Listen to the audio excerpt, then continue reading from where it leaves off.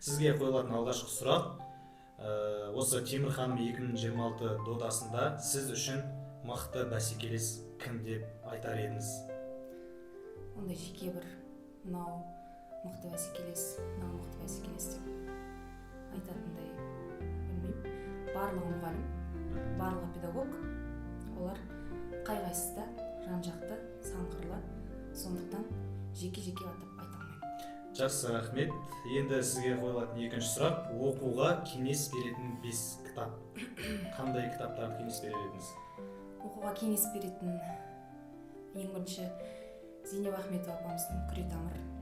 Одан кейін өзім тарихи кітаптарды жақсы көремін. Оның ішінде Аласапыран, Көшпенділер, Есенберлер.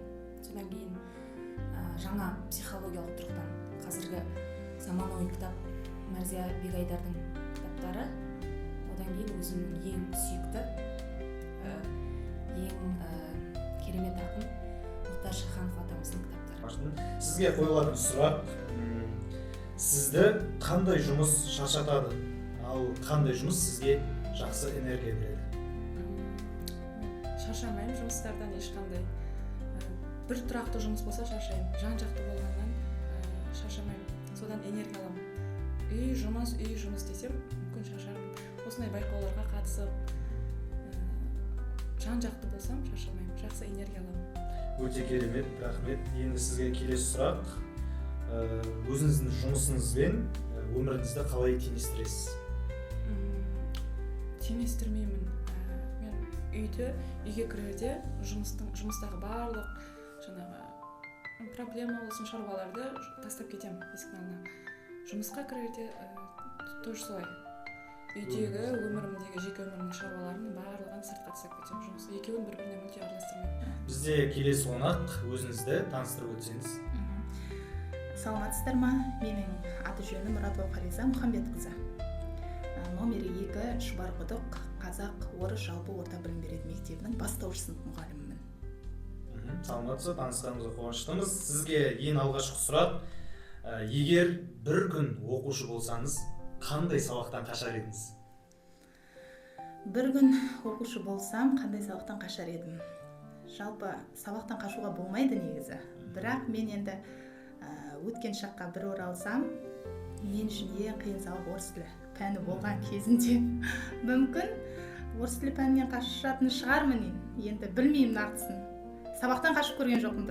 Жалпы сізге қойылатын екінші сұрақ, мұғалім мамандығын қалай таңдадыңыз? Өзіңіздің қалауыңыз болды ма, әлде ата-ананың ықпалымен таңдадыңыз ба?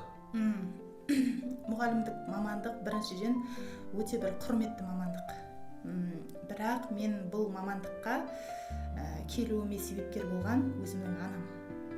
Менің жалпы арманым бөлек, талғамым басқа болған, бірақ енді сол бір кезеңде менің арманым орындалмай, сол анамның тілегімен өлмейтін мамандық деген бір жақсы сөз бар ғой қазақта. Сонымен мұғалімдікті таңдаған болатынмын. Бірақ қазіргі таңда өкінбеймін. Менің кәдімгідей қызығушылығым артып бұл мамандыққа. Қазіргі таңда номер 1 мұғалім болуға талпынысым өте керемет, себебі маған қатты ұнады. Мұғалімдік деген өте керемет, менің ойлағанымнан да бір керемет мамандық болып шықты. Ал енді арманыма адалмын. Осы арманымның жолында барлық кедергілерден өтіп, сол арманыма деген алғашқы қадамдарымның бірі осы Темір ханымы болып отыр. Жақсы, рахмет көп. Бізде келесі қонақ, өзіңізді таныстырып өтсеңіз. Мен Орынбай Арайлым Саламатқызы боламын. Номер 3 Шұбарқұдық жалпы білім беретін мектебінің бастауыш сынып мұғалімімін. Жақсы, рахмет. Сізге өзіңіз мүлдем дайын емес сұрақ қойылса, не істер едіңіз? Қалай жауап бересіз? Дайын емес сұрақ келсе, тосыннан өзімнің ойымды ашық айта аламын. Келесі сұрақ, Темір ханым 2026 байқауына дайындығыңыз қалай, және де бұл байқауда өзіңізді нешінші орында көресіз? Темір ханымы 2026 жылы өтейін деп жатқан бәсекелік сайысқа дайындығым өте керемет. Қазіргі таңда өзімді ең жоғарғы биікте көріп тұрғандай сезімдемін. бас жүлдеге лайықтымын деп ойлаймын. Өте керемет. Сізге сәттілік тілейміз. Көп рахмет сұхбат бергеніңізге. Рахмет.